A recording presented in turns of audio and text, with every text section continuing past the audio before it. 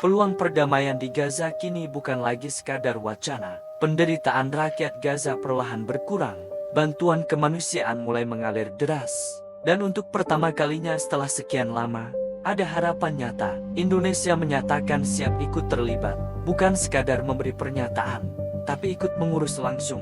Yang mengejutkan, di saat biasanya Malaysia paling vokal soal Palestina, kali ini mereka terdiam. Kenapa? Karena dunia menyaksikan sesuatu yang jarang terjadi. Presiden Indonesia Prabowo Subianto duduk satu meja dengan Presiden Amerika Serikat, Donald Trump membahas Gaza.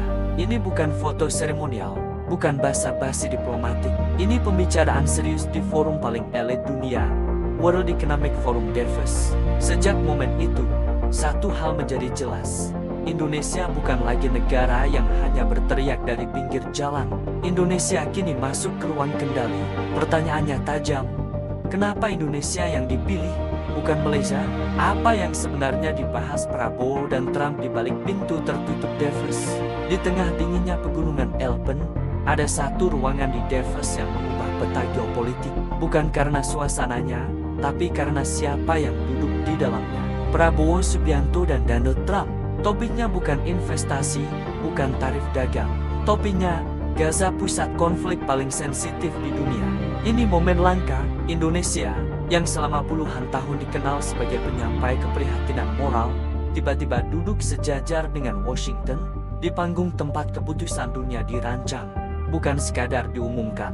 Sejak itu, Asia Tenggara ikut merasakan dampaknya. Negara yang biasanya paling lantang soal Palestina mendadak sunyi. Bukan karena setuju, tapi karena kaget. Peta lama berubah.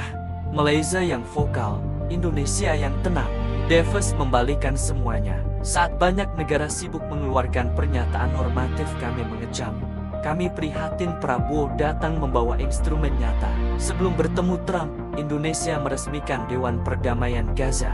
Ini bukan forum simbolik. Ini mekanisme kerja, pengawalan gencatan senjata, jalur bantuan kemanusiaan, hingga rehabilitasi pasca konflik. Artinya jelas, Indonesia berhenti jadi komentator dan mulai jadi operator.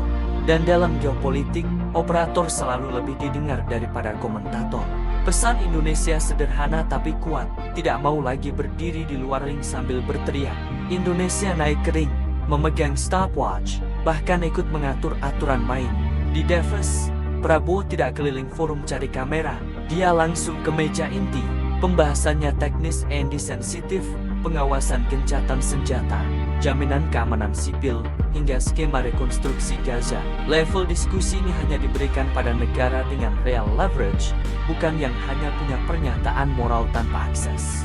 Donald Trump bahkan memuji Prabowo secara terbuka, bukan basa-basi diplomatik, tapi pengakuan bahwa inisiatif Indonesia tepat waktu dan relevan. Ini sinyal penting. Amerika Serikat melihat Indonesia sebagai mitra strategis, bukan figuran. Bandingkan dengan negara yang pidatonya membara, tapi tidak diundang ke meja utama. Kenapa? Karena dunia bekerja dengan logika solusi, bukan teriakan. Akses strategis tidak datang dari suara keras, tapi dari stabilitas ekonomi, politik yang solid, dan kepemimpinan yang dipercaya. Disinilah kontras dengan Malaysia terasa jelas.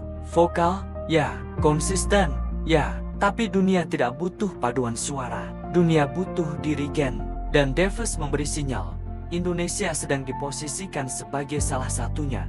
Prabowo menegaskan solusi dua negara. Tegas, tapi rasional. Membelah Palestina, tanpa menutup dialog. Indonesia dipandang sebagai broker kepercayaan, bukan provokator. Ketika AS mendukung Dewan Perdamaian Gaza, itu bukan simbol, itu lampu hijau dukungan logistik dan politik.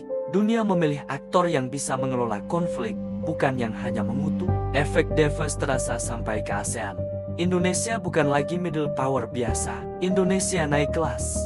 Malaysia melihat dari jauh, merasa paling depan secara moral, tapi jalur bantuan dan komunikasi justru dipegang Jakarta. Tamparan halus, tapi keras. Media internasional menulis satu kalimat kunci, Indonesia emerges as key mediator. Kenapa Indonesia dipercaya? Karena politik luar negeri bebas aktif yang konsisten, tidak reaktif, tidak zigzag.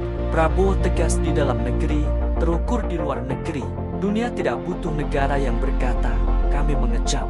Dunia butuh negara yang berkata, kami siap mengurus. Dan lewat Prabowo, Indonesia sudah menyatakan siap. Itulah alasan sebagian negara terdiam. Bukan kalah argumen, tapi kehilangan momentum.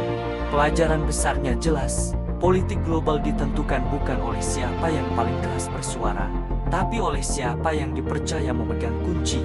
Dan hari ini, Indonesia memegang kunci itu. Dan ini baru awal.